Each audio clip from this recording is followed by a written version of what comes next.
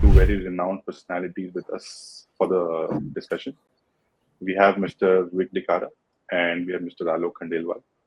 Vic has been a long-time Vedic teacher and author who advocates a hybrid approach, often described as tropical science clubbed with sidereal nakshatra for his predictions, which of course deliver phenomenal results. Vic has also published multiple courses and books. A few of his well-known books are 27 Stars, 27 Gods, Radically Deep Fundamentals, to name a few. He runs his website, vicdicara.com, where he regularly posts blogs about bridging the classical texts with modern interpretation, which actually play a large part in making Jyotish a contemporary science. Vic also posts informative videos regularly on his YouTube channel, Vic DiCara's Astrology. Welcome, Vic, to this discussion, and thank you for being a part of this. Thank you so much for the invitation. Mr. Alok Khandelwal is the founder of Astrolog, an institute offering structured Vedic astrology training and consultations. Alok sir has been practicing for more than 25 years now and has students and seekers in more than 50 countries across the world. And I'm proud to say I'm one of them. Sir holds various prestigious titles such as Jyotish Bhushan, Jyotish Ratna, Jyotish Rishi. He approaches Jyotish not just as a medium to predict the future events, but actually as a tool to provide a holistic understanding of one's life path, which is actually very transformational. And I've really experienced this. Welcome, sir, and thanks for taking the time out to be a part of the discussion. Thank you, Raghav. Thank you, Vic. Yeah. So we'll start with Vic. So Vic, tell me, how did you first get into astrology? And along with it, tell me a teacher, a book, a concept that you learned that has really shaped you into someone, a better form of you, actually, not just as a Jyotishi, but as a human being. We'll love to hear your journey. Well, I was in Vrindavan, Mathura, studying Vaishnav Vedanta when I was like 20 years old. And Wow. I was actually staying in a Gurukula, and I was sleeping and living in the Guru's room, especially when he would leave. So then I would just read the books on his shelf.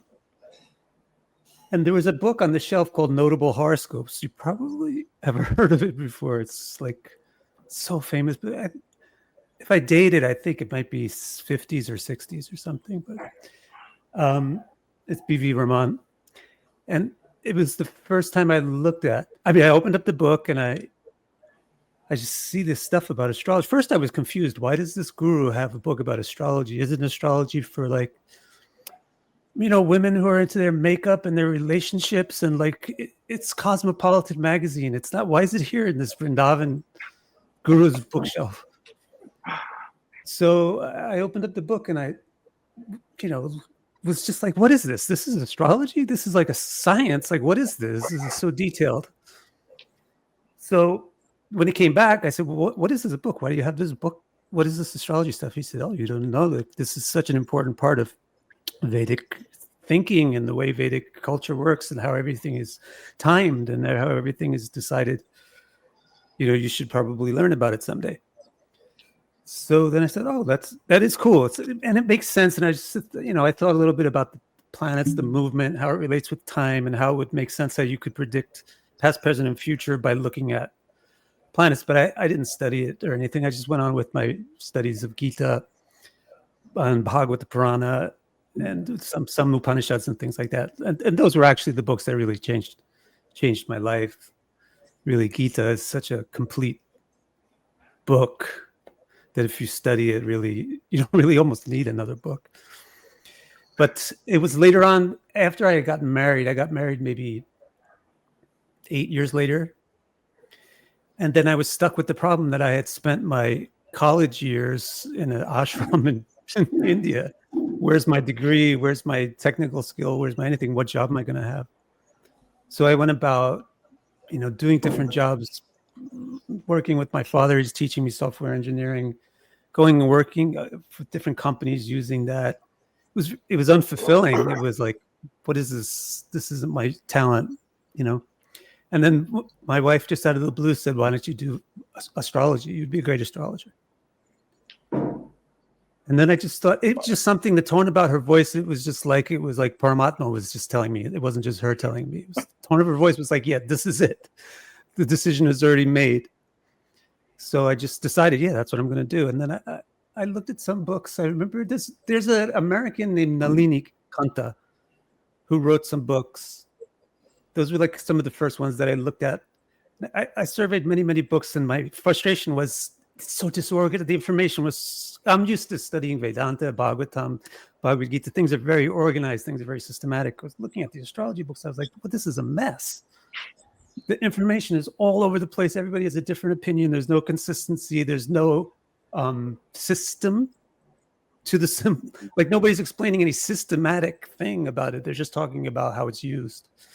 So it's frustrated trying to learn it, but it was it's like learning to ride a bike after you forgot how to ride a bike. Like probably in previous lifetimes I had been doing astrology, so that when I picked it up in this lifetime, it was like, this guy doesn't have it exactly right, that guy doesn't have it exactly right, but it's kind of reminding me of the things that I knew in a previous lifetime. So I just kind of like put 2 and 2 together and started working with it right away. And I just thought, this is great. I like this. Gives me a chance to be helpful to people. Gives me a chance to, take these concepts, these philosophies and things that most people think are very, very impractical or have nothing to do with them, and show them actually how it does really directly have something to do with how you can better your life. So I thought, this is great. But I kept doing other things for a while, but after a couple of years, I just gradually realized I could just focus on astrology and only do astrology. And I've been doing that now for 10 years. Wonderful. That's my story. What a journey. What a journey. I think it tells a lot about you should listen to your 7th house. That has given you your life path. Yeah, great journey. Very inspirational journey, Vic. Sir, now please tell us about your journey and how you are where you are. So my journey was very, very, very straightforward and simple. So my father is a Jyotishi, so I used to see it since my childhood that okay, people are coming and he's reading the chart, but I was not into that. I was like very analytical and very logical sort of Indian boy who thinks that this doesn't work. And then, but yes, I've seen a lot of people coming with sweets and then greeting him throughout my childhood. So there was an element of curiosity, but I never give it a thought. And then when my Rahu Dasha started, the things started collapsing for me. And then because it was not a great Rahu.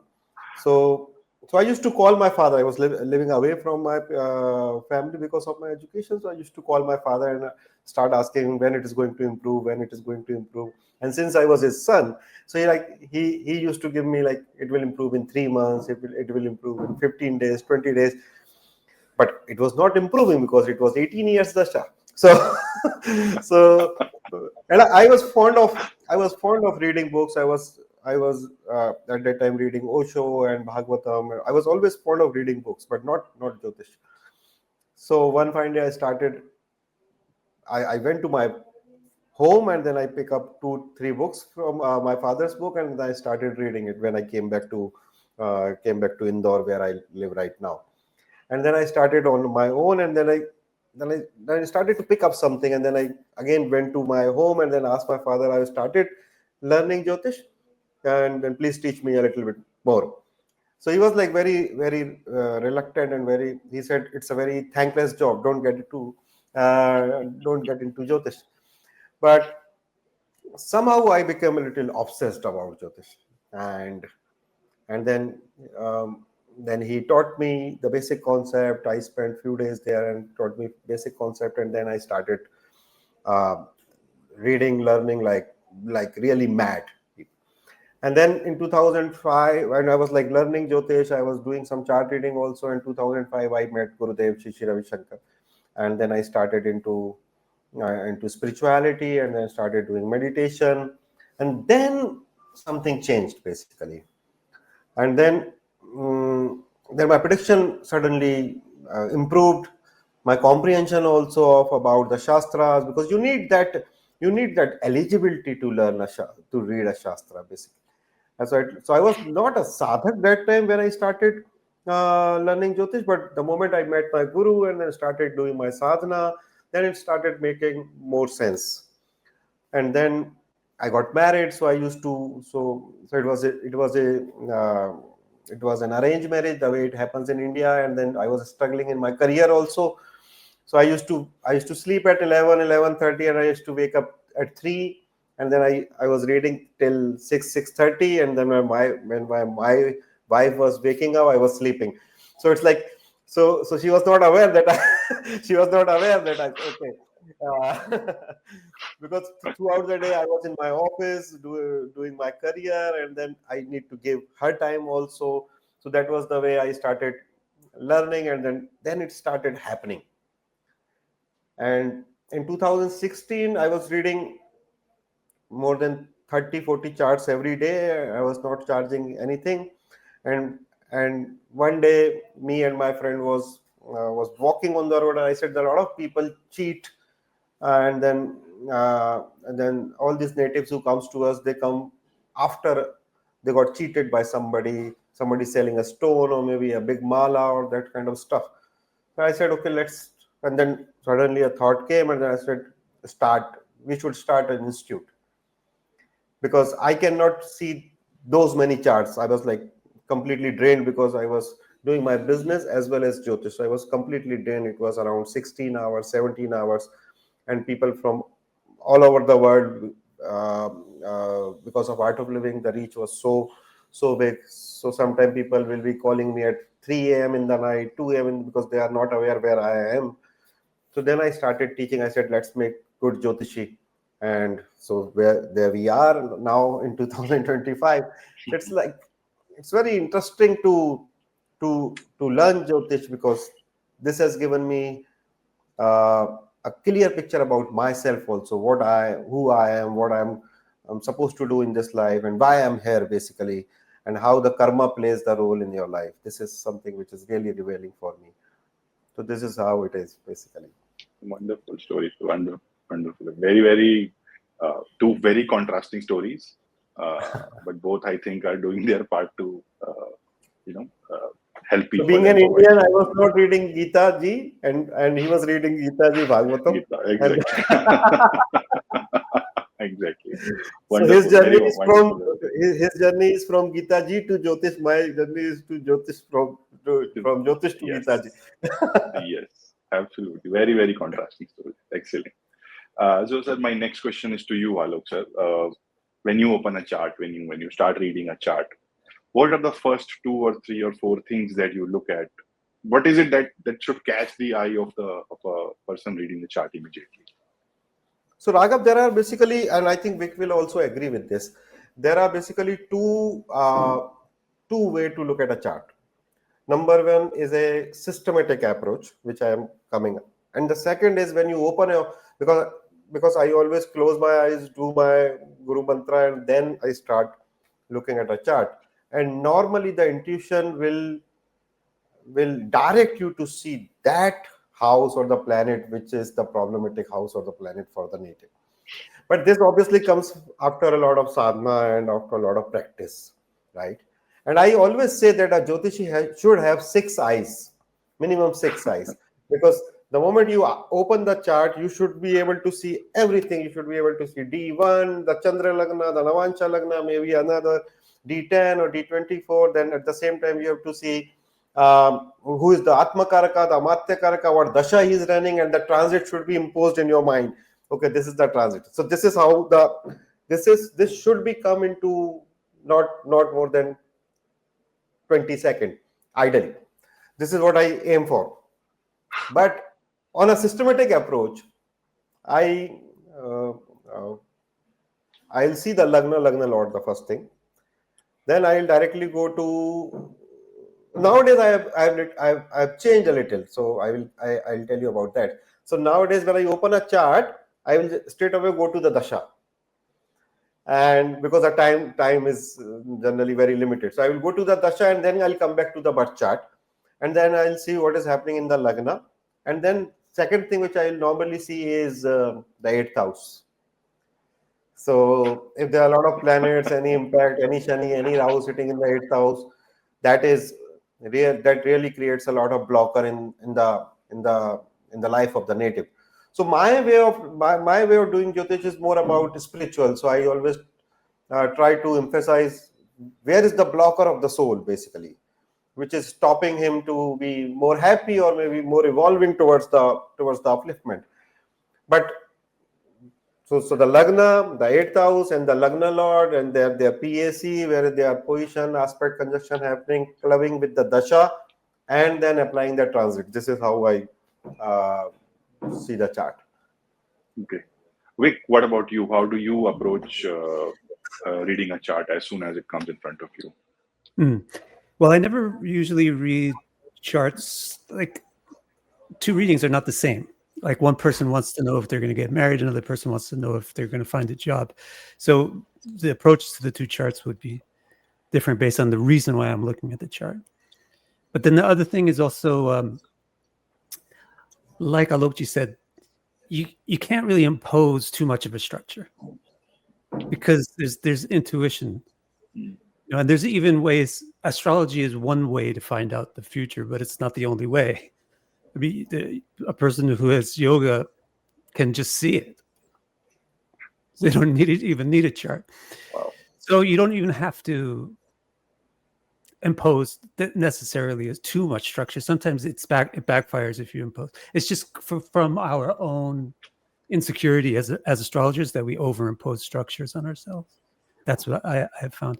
But also, I think in the old days, astrologers used to have a lot of students all the time. Sometimes in these days too, but in the old days, it was like they were right there and they were helping you with the work. So like for now, we just have computers and they do it for us. But that was like the students used to do that in the old days, and then they would hand it to the sensei, the teacher, and then the guy would do his, the master wasn't sitting there calculating the charts and things. So with that lacking, for me at least, without lacking, what I've turned to my computer to make my computer my disciple. So what I do is I code, because my dad taught me how to code, so I can do a lot of things with PHP. So I've coded different formulas to analyze charts in the ways that I would want to analyze them, and then it spits it out for me right on the page, and I don't have to do all that thinking every single time. So one of the things I've coded in there is it just shows me what's the most dominant planet. Because there's so many calculations involved to figure out what's the loud thing in this chart versus what are all the quiet things. But now that I've coded it, I could just have my assistant computer tell me this is here's a ranking of how loud the different things are. Also, like, here's a ranking of how dominant these different things, like different signs, different planets. So I like to look at that first, almost regardless of the question. And then depending on the question, then you have your different focuses. But I have a question for Alokji. It was really interesting that you said, look at the 8th house. Yeah. So how come you do that? Why do you do that? So basically, Vic, what my experience is that 8th house is the real blocker. Any malefic in the 8th house, if there is, and this is something you call it nij dosha, right? So nij dosha is the crime or the bad karma you did in the last birth, which only you did, right? So there is no other contributor. I will just explain. For example, if I make money through wrong means and I take that money to my family, my daughter, so my wife is also a contributor into that karma. But 8th house is called a nij dosha because the karma, bad karma, which is done only by me.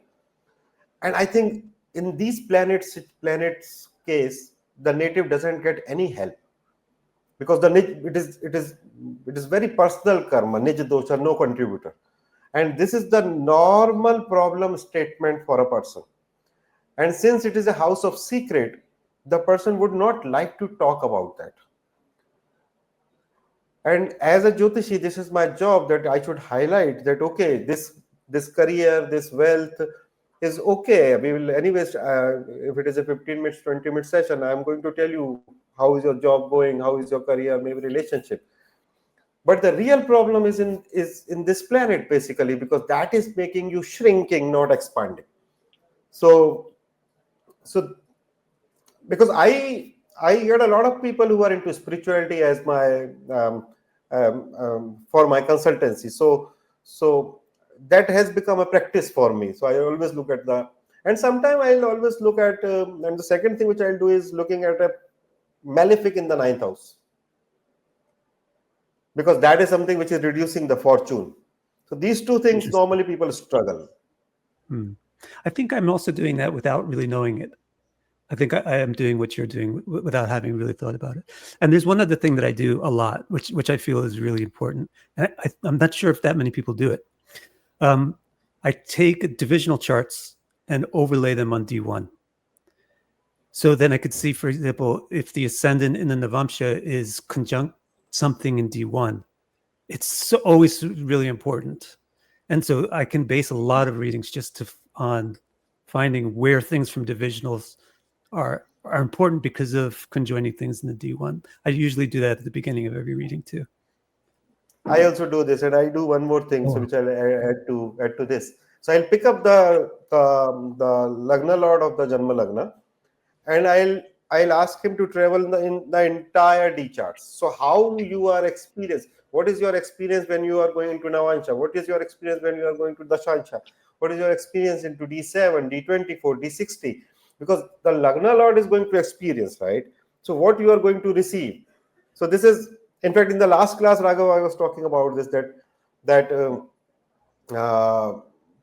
and obviously, Vic, I do this, that I'll take Navansha planet and then take it to the Rashi, and the Rashi, you call it Rashi Tulya Navansha and Navansha Tulya Rashi, basically. So and then see how many houses it has moved. And it's very interesting, I think. It gives super predictions, super result. Yes. And I'm happy you are using it. Thank you. Me too. I love amazing, amazing. Again, contrasting approaches, but I mean, one is trying to put a structure, and Vic says that we don't need to put a structure. Again, very contrasting approaches. But I think I definitely put a structure. I'm super structured. I'm very structured. Yeah. But I think you can go too far. You can go too far. Yeah. Especially with your first step. You should always let your first step kind of come from the chart to you, rather than you putting it on the chart. Yes. Excellent. So drawing on from this particular point you made, Vic, I would like to ask the next question to you. When we say gods in astrology, we all know they're very important, and they hold a certain place. They're a part of remedies also. For an intermediate learner of this course, what does God actually mean, and what is the core principle behind this? If you can shed some light on this. Your question is about like God is a singular term or God is a plural?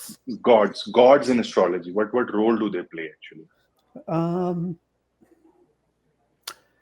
Gods are personified forces that are in charge of various things that happen. So, like, there's various laws in the world. Not human law, not just human laws.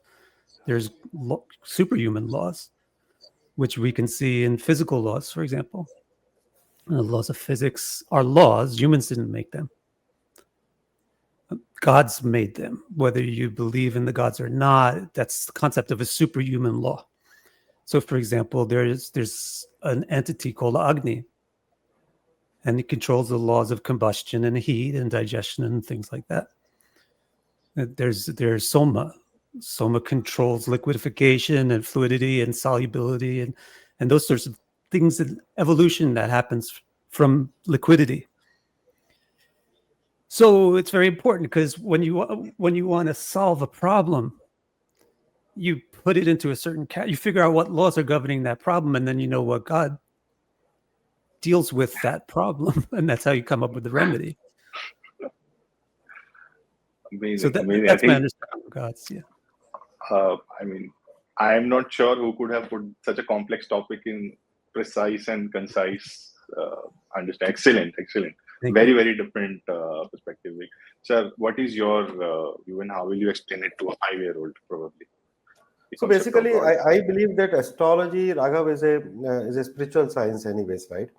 And then I have a belief system that so the basic meaning of graha, a Sanskrit word, graha for planet, is to eclipse, right? So so it's a grahana, to eclipse. So what these planets are doing, these are the 9 big cameras on us, right? Capturing every moment, either in the mind or in the action or in the speech, right? So So what I think personally is the graha has a limited capacity to display. So you can consider graha or the planet as a pen drive. So data which is there in the pen drive for this birth, the graha role is to display that data, right? And graha is ruled by the devata. So for the remedy, you have to approach the devata, not the graha. Maybe a graha is very malefic in your chart, so you can do a graha shanti. But you have seen that I never suggest somebody to do a graha mantra, because anyway the graha has captured that and it is into the drive. It has to display until unless the authority is devata, right? So the devata will direct. So you have to pray to the devata. So for me, uh, it is very important that we should use the graha devata or the ishta devata of all the grahas to give remedies. There are many ways, right? So for example, I can ask somebody to worship Agni in the Agni form, in the fire form, and at the same time I can ask somebody to worship sun, because that is the source of fire.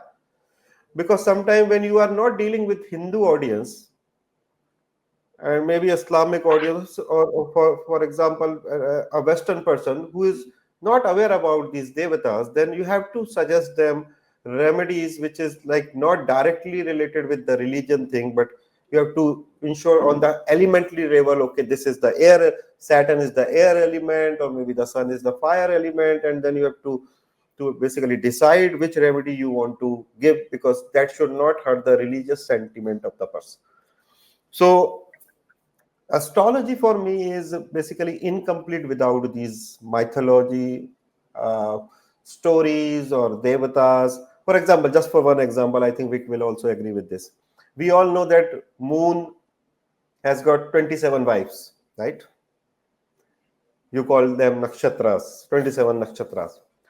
Even having 27 wives, he was attracted towards the wife of Brahaspati, Jupiter, right? And he abducted Tara, the wife of Jupiter, and then that's how Mercury took the birth, right? This is the story. What does it mean? So how I use this story? Wherever moon is sitting in your chart, you can never be satisfied in that house matter. You will get you will get ample resources for that house, because moon has got 27 wives. You can get a lot of resources in that house, but still it is like you will be asking for more. And this is how the moon is the mind, this is how the mind works. So this is how I use these stories, and I find them very important in prediction, basically. Vic, your view on this? Yeah, I think your smile said quite a bit. I just But interpreted you my want own chart to put to words find to out it. where I'm Yeah. never going to be satisfied, and it's pretty accurate. It's the sixth house, and I can go on arguing with people forever. I never get tired of arguing with people. Yes, I'm never satisfied with that. Yeah, of course, definitely. So agree. But I found that house and planet astrology is very systematic and kind of easy, much easier than nakshatra astrology. Yeah. If I don't know the mythologies of Shani and Guru and all those, I can still figure it out, because it's all based on some system. The Saturn is slow in the sky and it's dim, and you can trace all of the symbolism to that. And I don't need to know any mythology about that. And Aries is fire, and it's the cardinal fire, and it's ruled by Mars, and I can figure out everything about Aries from that. I don't need to know any stories. But when it comes to nakshatras, especially, the information about them is so sparse. I mean, there might be a flood of information from people that don't really know what we're talking about, but we just like to talk. But they kind of like authentic, authoritative shastric information about nakshatras is so sparse. There's a list of names, and there's a small section in Taittiriya Brahmana. But in understanding nakshatras, the mythology, understanding the mythology of the gods that own the nakshatras is so crucial. It's like it would be almost impossible to really get the meaning of the nakshatras correct without knowing the mythology there. Okay, excellent. So again, taking from your last point, Vic, this point is for you. You've written quite a bit about tropical signs and sidereal nakshatra approach to predictions and understanding what the chart is trying to say. Can you explain to an intermediate learner of Jyotish what is the core logic behind it and why it is so accurate and why it works? The logic behind the system? Yes. Because I was brought up studying Vedanta, Vaishnava Vedanta. My pramana is a little bit traditional. Like my way of thinking and deciding on things is pretty traditional because I value Shastra, or I value Apta-Purusha. Like a qualified statement from a qualified person is more important than a statement from somebody that doesn't know what they're talking about.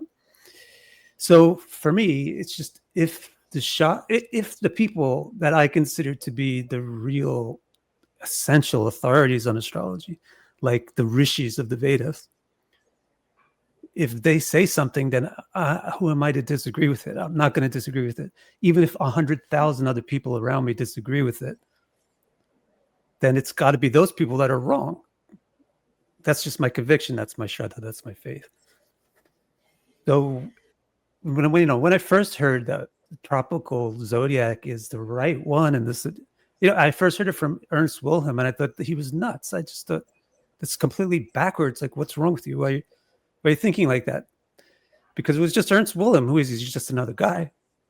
I mean, sure, he's a smart guy. He's a cool guy. He's a great guy. He's a great astrologer. But when it comes down to it, when it boils down to it, he's just another guy.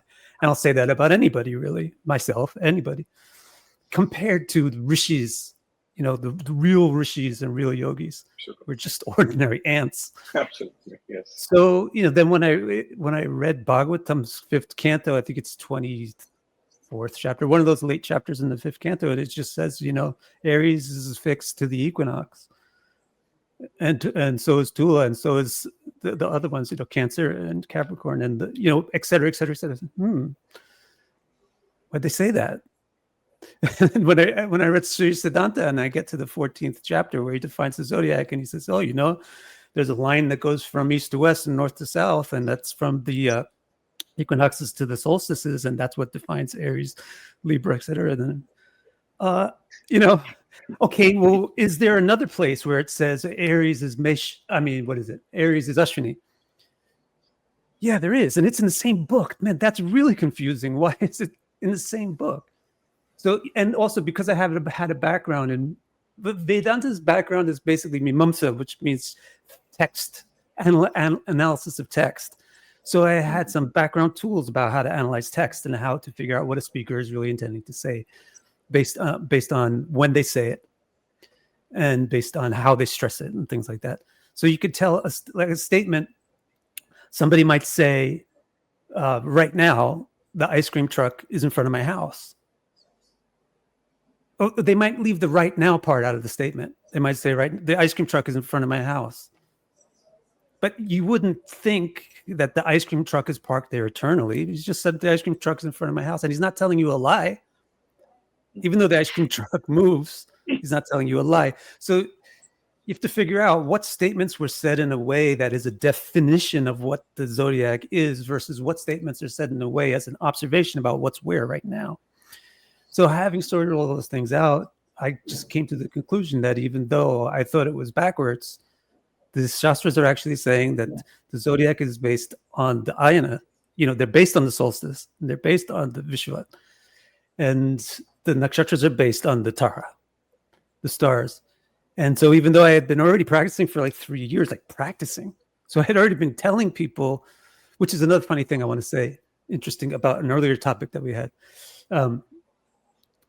I had to switch, which is very awkward to do, to say, I was wrong about this, and now I'm going to switch to this. All the previous people that were getting readings from me were like, but is this reading wrong? I had to deal with that for like several years. rereading their readings. But anyway, I did that, and that was like 2012. But a funny thing about the previous conversation we had, Alokji mentioned something like things sometimes just talk to you for no reason. They give you the information for no reason. You don't really have to look for it. In fact, many times I've found, and other friends of mine have also told me the same thing. Sometimes we miscalculate a chart. Yes. And from the miscalculated chart, you actually can get accurate, maybe not accurate, but extremely useful information from not even the person's real chart. It's so much based on what you're supposed to see, based on the person's karma. It's not really so much based on what you can do as an astrologer, but what that person is supposed to get. That it's really, really funny. And so it's not like I think that it's not possible to do fantastic work with astrology using sidereal Rashi. And when I do all this arguing and stuff about it, I'm not trying to put anybody down that uses sidereal Rashi. I'm just trying to say the fact is the Shastras say that the zodiac is based on the solstices and equinoxes, and you're free to do whatever you want with that. Maybe you don't have the same, values or whatever, understandings that I have. That's fine with me. I've also got this experience so many times when I put a birth time as like it was AM, I put PM, and then so normally how I will predict nowadays is like I will not ask the native to ask me a question. I will simply start speaking. Okay, this is the time. Currently, you are getting into this thing, and then done. And then after 15-20 minutes of conversation, you will come to know that it is PM, not AM. So, and then everything is in front of you. He's saying everything is yes. This is the time when it happened. So sometimes when the God wants you to read the chart, and that's why you need to connect to the sky element, connect to the ether element before reading a chart, because it is not possible to reach an astrologer without the God willing. Without the God wish. You must have also experienced, and I experience it daily. I mean, my partner, I'm sitting here, he's sitting here, right? In one office, one came in. He once fought with me because I was not able to, and we spend around 14 hours a day together. So he recently fought with me because I was not able to read his chart for the last 3 months, and he was into a problem. Because the time to get a consultation has not arrived, basically. Obviously, he will blame me as a person because he thinks I am his friend and this is my job if he's into problem. But sometimes you cannot help because the God doesn't want you to read the chart.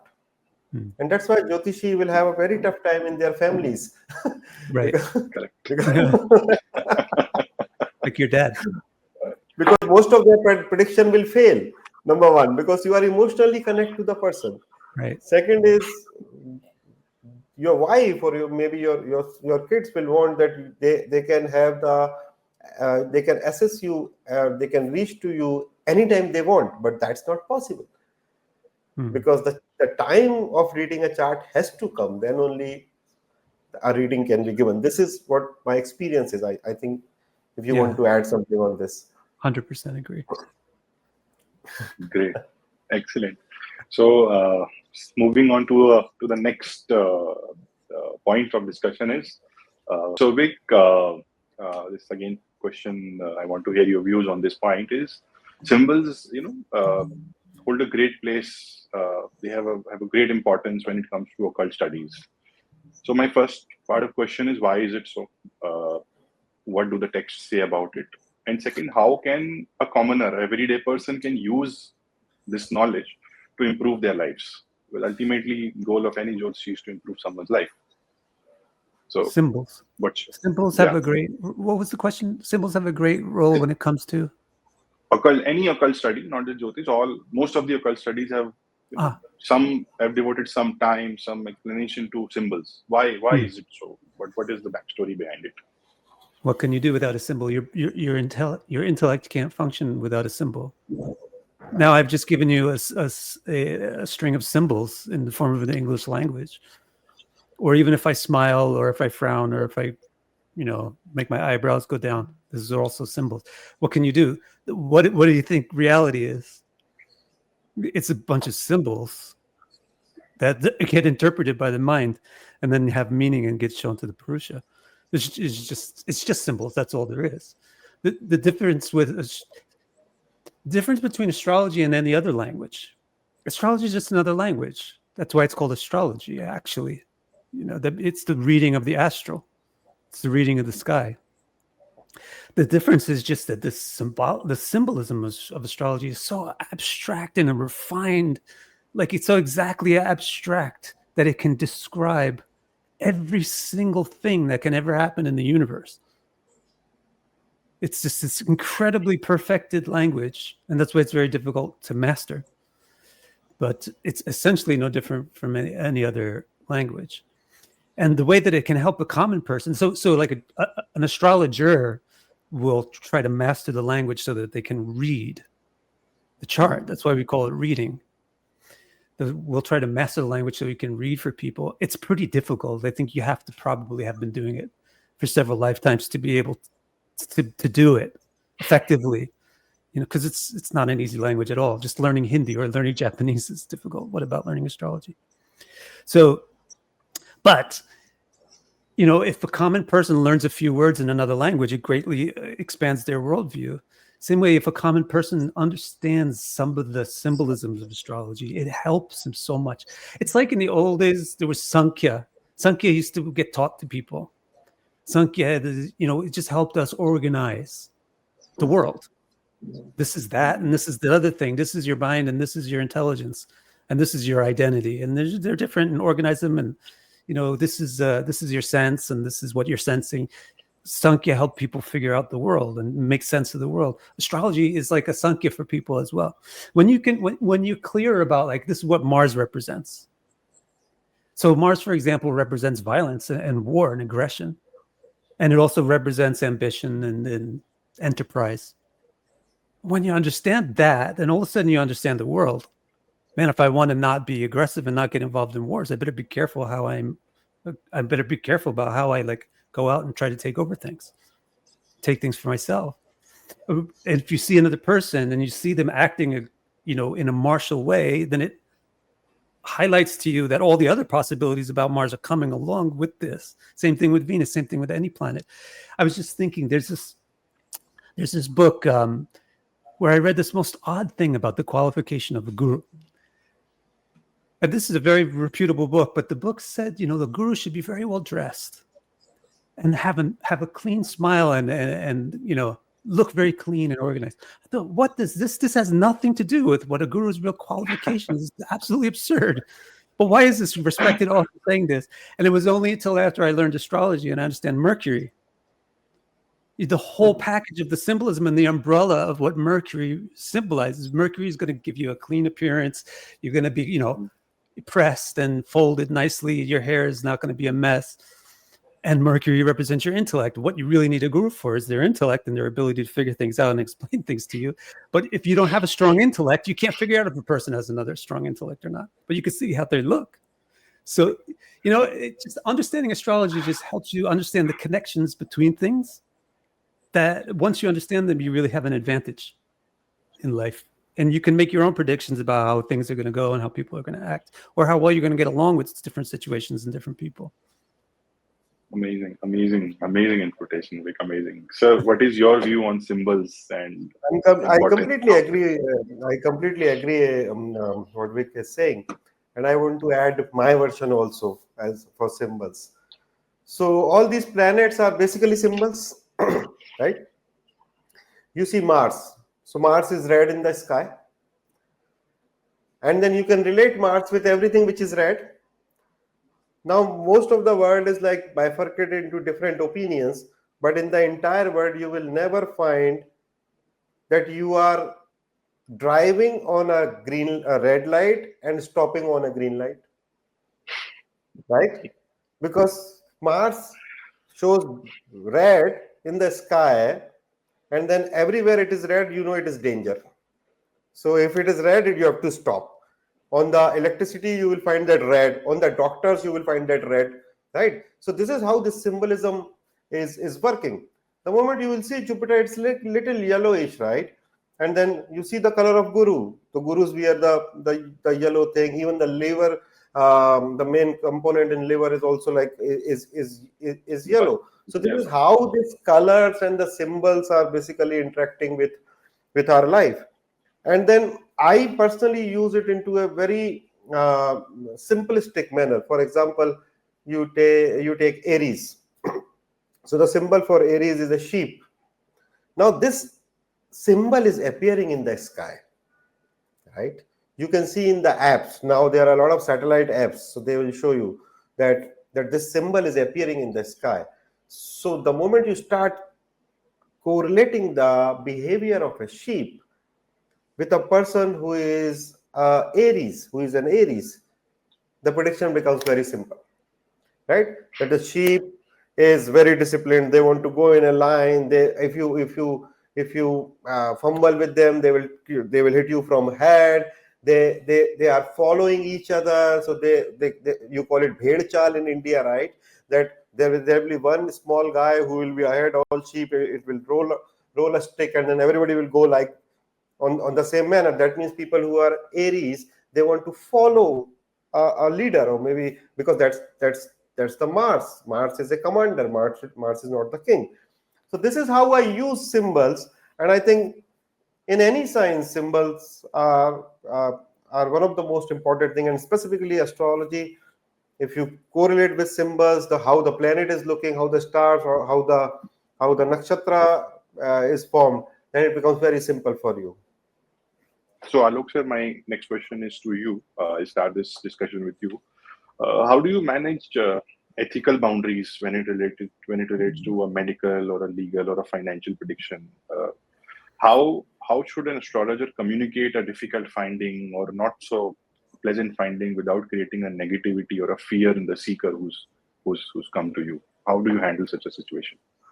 So it basically comes after a lot of, with a lot of experience, because sometimes you have to tell them that, okay, this is not a very great time, specifically in case of medical emergencies or medical things. People will come to you and they'll ask you whether we can now remove ventilator or not. Do you find any scope of life in this person? Because we have spent more than 1 million, 2 million, 3 million on the in hospital, and we cannot carry.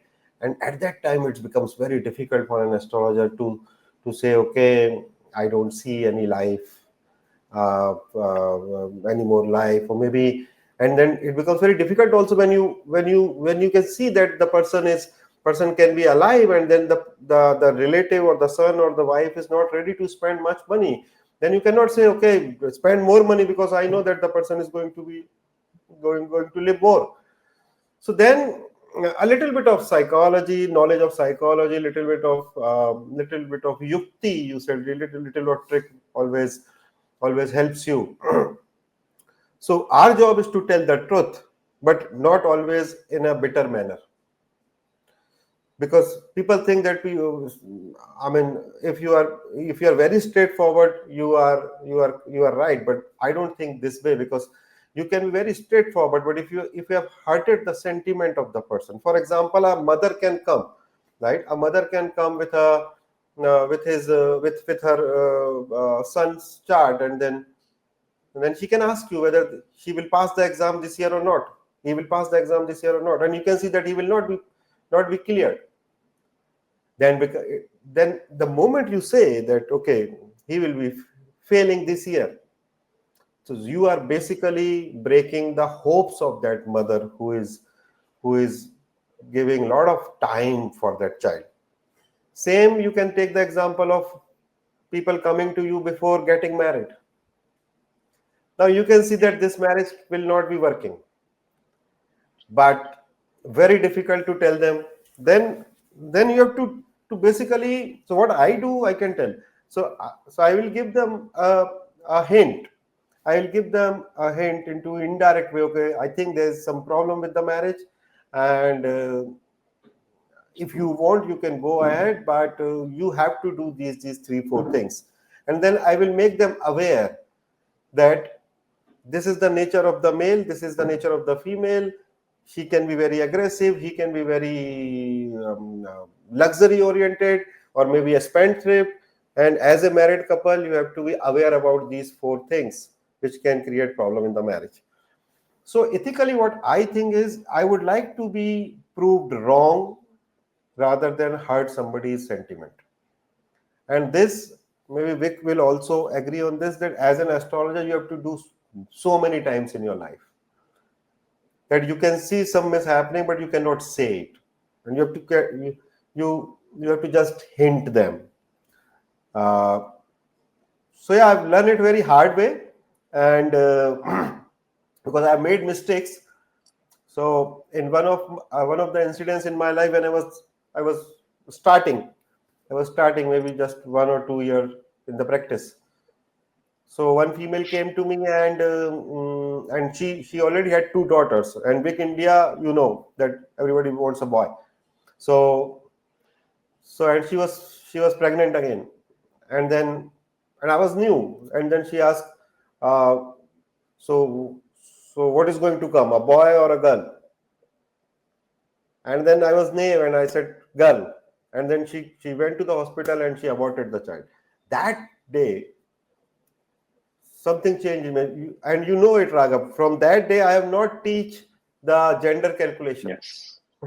Yes. Because, Yes. because that kind of knowledge can be sometime dangerous for a new Jyotishi. Because I have made that mistake. So you have to be into that ring where you are not hurting the sentiment, but you are not giving that information which can basically do anything wrong. So you have to be a little political being a Jyotishi. Vic, how do you approach this? And if there is an example you want to share. This is part of the reason why being an astrologer is exhausting and thankless and difficult, and we shouldn't probably have done it.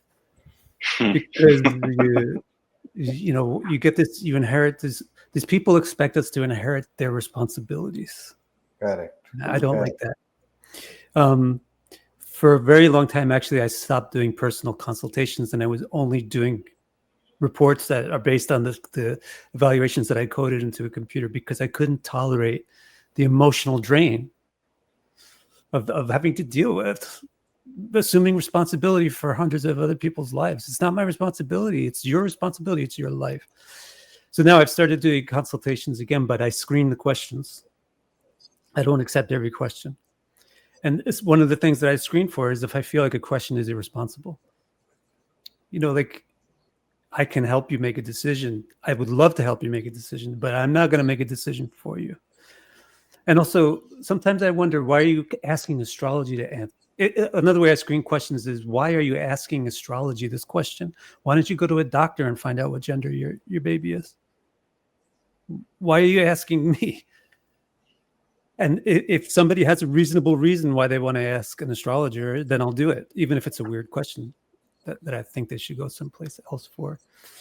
But I think also, if we accept the position of astrologer, it's like accepting the position of a parent. And being a parent has a lot of rewards, because children love us, and we give so much to the kids, and the kids really appreciate that. Similarly, the people that we read for, they love us, and that's such good karma, and that's such emotionally good for us to have people love us. So you do get a lot from people by offering them the service of being astrologer, but you also get all this responsibility of being their parent and helping them make their decisions and telling them which way to go. So similarly to a parent, you have to figure out, the parent just can't give the kid everything that they want, and can't just tell the kid everything that sounds good. You have to sometimes tell the kid, hey man, you're stupid. Like, look, you overlooked this. Look, get your head straight, get your act together, get up. But the kid has to already know that the parent loves them. Otherwise they feel like, why does my parent hate me? Why are they talking to me like that? So it's really difficult. You only have 20 minutes with this kid. When you raise a kid, you have 18 years. But when you have a client, you got 15, 20 minutes. So hopefully they've been watching the YouTube videos or something. They already accept that you're a good person. You don't want to harm them. But you can't just tell everybody like, yeah, everything you want to hear is great, or I'm not going to tell you anything negative. But you have to figure out a way to tell them the negative thing without causing them to become depressed, because depression is the worst thing. And you don't want to incur the karma of being the agent of making somebody depressed. It's a lousy karma to have. So what I do is I try to, so even if somebody comes to me and says, am I going to get rich? And obviously they're poor. They're going to be poor for the rest of their life. It's just obvious, right? So I'm not going to say, no, you're going to be poor. Goodbye. I'll find something else in the chart. Everybody has something about them that they're wealthy with. Everybody has something about them that they're good at and that can bring them joy. And instead of spending 20 minutes talking about how you're always going to be poor, I'll spend 18 minutes talking about this great asset that a person has and saying, this is really what you want. Why do you think you really want this money? Why do you think you really need this money? This money is not a part of your destiny. This is you. This is your destiny. Focus on that. Concentrate on what you do have, not on what you don't have. That's one technique, which I think is very sincere. It's not like I'm making up a technique. It's a very sincere thing. And the other thing is using symbolism and using stories. I used to feel very boxed in, like I had to tell everybody everything exactly straight. And then I realized these people don't understand astrology the way I do. They don't understand life the way I do. When I tell them something really exactly straight, it hurts them. It shocks them. Then I realized, why don't I just tell them the astrology? But they wouldn't understand that. So what I do now is I translate the astrology into a story in my head. And then I can tell them the story like a myth. So I can actually give them a myth as a reading. And once upon a time, there was a girl who lived in a world of pegs, and she was round, and everybody else was square. And then this is what happened. Whatever it is with the person's chart that I can put into the storytelling mode. But tell them a story who puts it in the third person. It's not so directly, intimidating to them. They can relate to it. So that's one thing I do. If there's difficult news to tell, or even not difficult, sometimes it's just very complicated. Actually, reading the chart is so easy, relatively speaking. Reading the chart is very easy. Getting it into words and explaining it to somebody else is very difficult. So yeah, one way to bypass that is just to actually not try to put it into English language directly, but try to put it into a story form and then communicate the story to people. I find that to be kind of fun. It's kind of fun also for me and for them. Wow, excellent. I think so. The perspective where you ask the astrologer to be like a parent, I think that's a very, very powerful technique. You to talk to the seeker like you're talking to a kid. Yeah. Great. One last. But I like that point that you have only 20 minutes to grow up with the child. Yes. Yes. So one last point I would like to hear your views on before we close this discussion is basically the future. So Alok sir, I would like to start this point with you. 50 years down the line, what kind of a Jyotishi you think this world will need, and where do you see the role of AI in this? Because AI seems to be a very, very powerful enabler. So what do you think 50 years down the line, how will this Jyotish world be? So, I think human minds has got three tendencies, right?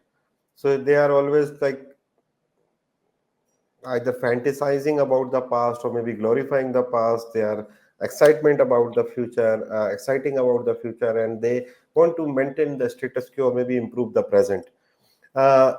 If these three tendencies are going to stay in human mind in the next generation, astrology is going to stay, right?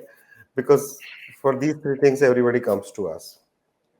I think since the entire human race is evolving much intelligent than the previous race, I think the next generation of astrologers will be very very intelligent than us. Obviously, they will be a little weak into calculations. I mean, the mathematical calculations, because they don't need any manual calculation, because now AI is also there and we are all using softwares. But I think because of that, they don't know the calculation, they don't know the reason. They have to work very hard also to know the real reasons, because the astronomical reason has to be understood to basically predict. I see AI as a very, as a great enabler for Jyotish, right? Now, because the software is also an enabler, right? Earlier we used to create charts through hands from manual calculation. Now, what AI is doing is the next level. It is giving you it is giving a Jyotishi maybe a summary of the chart. Now, I see after 50 years, I'm not sure, but 50 years is like too long. But I see that most of the people will come with an AI report on their hand and they want to have our stamp. So that okay, chat gpt is saying this are you sure about this, and then say okay, 4 point is out of these 10 points, 4 are wrong, 6 is right. Okay, so this is a certification from a registered astrologer that okay, this is how it is going to do. Second is, which I always say, is AI is going to send more people to astrologers. Because what is happening is, now since all these chat gpts are free and everything is free, you will see that there is a strong jump into people talking about astrology or their own chart with chat gpt, right? So they are like researching, they are scanning their hand and putting into a picture in chat gpt, asking about the palmistry thing, and then chat gpt knows a lot of, he knows very good jyotish, right? But what happens is he start hallucinating, right? So if you ask 3 4 questions, maybe some counter question, he will start hallucinating and he will give you answer the way you want to listen the answer. So in that case, what is happening is a lot of people are using chat gpt and then they are getting confused, and then they have to finally go to a jyotish. The other thing which AI cannot replace is the human touch, basically, because it is not about predicting only. The science is more about connecting with the person and understand his life path, and to understand his problems, or maybe the strength and the weakness, and then transmit an energy. So sometimes all of you, Raghav, you are also an astrologer, and Vic, sometimes you don't say too much. The native is speaking only, right?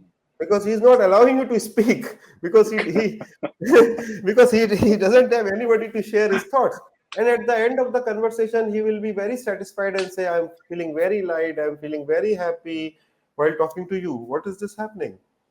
So basically, the connection of an astrologer and a native, which is obviously decided by the god, because your astrologers, your doctors, your teachers are fixed. Life astrologers, doctors, teachers. This is something which I don't think if it is possible in the future, but I think right now my intelligence says that this will not be possible to basically replicate. This is what I think. Yeah. What's your take on this, Vic? Would love to hear your thoughts. I would just repeat everything. That's all true. 50 years in a sense is not very long at all. I don't know if anything significant is going to change in 50 years. And also the world is so insane right now. Like, it's so Rahuvian right now. Yes. That it's so difficult really to know what's going to happen next. The whole world could maybe go up in a puff of dust before 50 years is up, or maybe not. I mean, I don't know. So, but in general, my more intellectual version is, I think things will be pretty much the same as they are now in 50 years, except I feel like people are getting more access to information. So I think there'll be more chances to see good astrologers pop up, because there's more access to it. So some people with a suited intellect for it can find it now. As far as AI, I'm an AI. I'm an AI, but I was designed by Brahma. Brahma's my programmer. So there is no difference. There is no such thing as AI, really. The brain is a machine. The intellect is a machine too. Everything's a machine. The thing is ChatGPT, that's not designed by Brahma. It's designed by people that are vastly inferior to Brahma.